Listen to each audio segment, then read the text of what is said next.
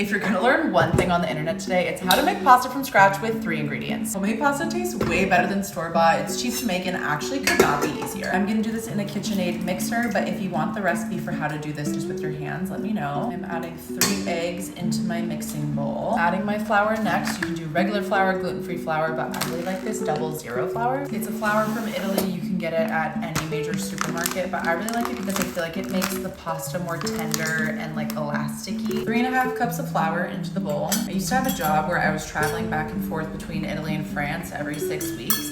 And that's really where I fell in love with like homemade pasta because there really is such a big difference. Adding in a very large pinch of salt, I like Celtic. Going ahead and attaching my beater. Lock the bowl and turning to speed 2.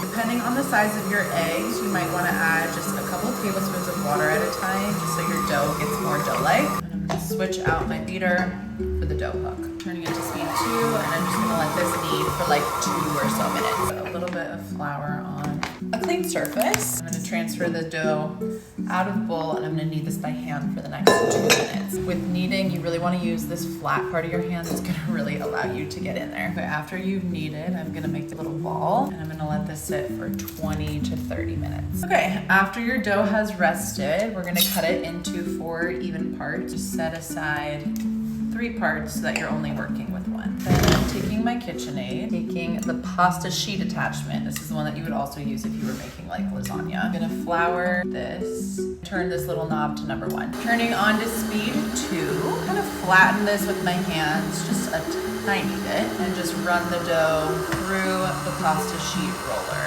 And it's gonna flatten it out for you. Then fold in half and run it through again. The goal of this part is that you wanna make it as rectangular as you possibly can. So you're just gonna fold to make sure that that can happen. Go ahead and switch to number 2 on like the thickness here. 2 passes through number 2, 2 passes through number 3, and 2 passes through number 4. So I'm just gonna kind of speed through that because I feel like it's pretty self-explanatory. Okay, now that we're thin, turn this off. Switched out to fettuccine. I'm gonna flour my pasta and the roller. Turn it on to speed 2, and I'm going to very carefully feed this in.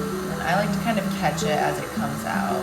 If you do not have a pasta rolling rack, you're gonna very carefully just make a little nest out of this and put it to the side. And that's it. I'm just gonna continue doing this until I have done all of my dough. Okay, I'm going to add my noodles to water, and we're just gonna cook these for like 3 minutes.